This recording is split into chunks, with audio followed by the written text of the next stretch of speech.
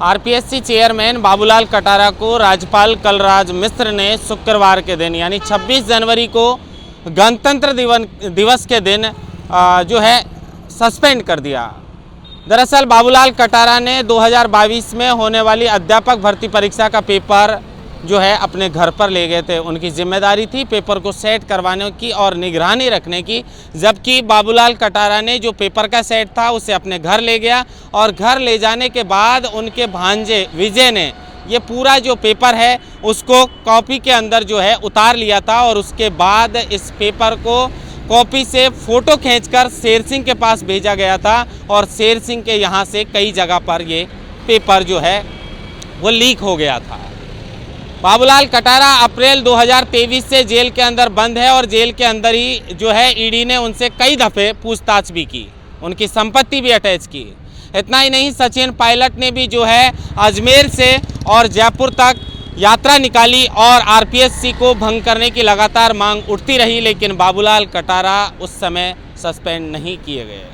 लेकिन अब सरकार बीजेपी की है और बीजेपी की सरकार पहले ही कह चुकी है, राजस्थान के मुख्यमंत्री भजनलाल शर्मा कह चुके हैं कि राजस्थान की धरा पर अब पेपर लीक नहीं होगा। तो क्या सचमुच अब राजस्थान की धरा पर पेपर लीक नहीं होगा? वैसे तो 7 जनवरी को पहली परीक्षा राजस्थान के अंदर आयोजित की गई, लेकिन जैसे ही राजस्थान के अंदर सूचना सहायक की दूसरी परीक्षा आयोजित हुई, उसी परीक्षा में कुछ डमी अभ्यर्थी और कुछ दलाल पकड़े गए। एसआईटी ने इन लोगों को पकड़ लिया है और उसमें पूछताछ चल रही है। लेकिन जिस तरीके से भजनलाल सरकार ने और खुद मुख्यमंत्री भजनलाल ने यह वादा किया था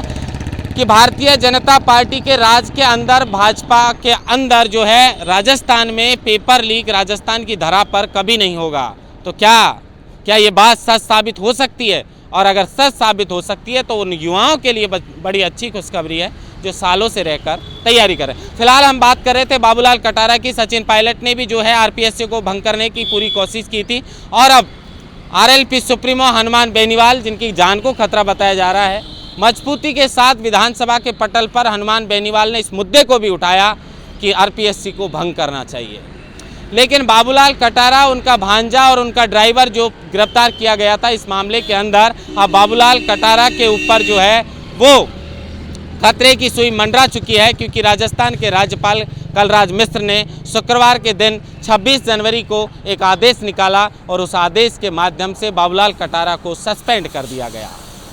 बाबूलाल कटारा के ऊपर जो है वो पेपर के सेट की निगरानी रखने की जिम्मेदारी थी, लेकिन बाबूलाल कटारा ने पेपर की निगरानी रखने के बजाय पेपर का एक सेट निकाल कर अपने घर पर ले गया और घर पर ले जाकर अपने भांजे विजय से कहा कि इसकी पूरी कॉपी कर ली जाए और उसके बाद उस पेपर सेट को प्रिंटिंग के लिए भेज दिया। विजय के द्वारा वो पेपर कई जगह पर लीक हुआ और उन युवाओं के साथ कुठाराघात हुआ जो युवा सालों से अध्यापक भर्ती की तैयारी कर रहे थे। लेकिन बड़ी अपडेट है कि राज्यपाल कलराज मिश्र ने जो है वो बाबूलाल कटारा को सस्पेंड कर दिया है। महेंद्र बासोटा, TV9 जयपुर।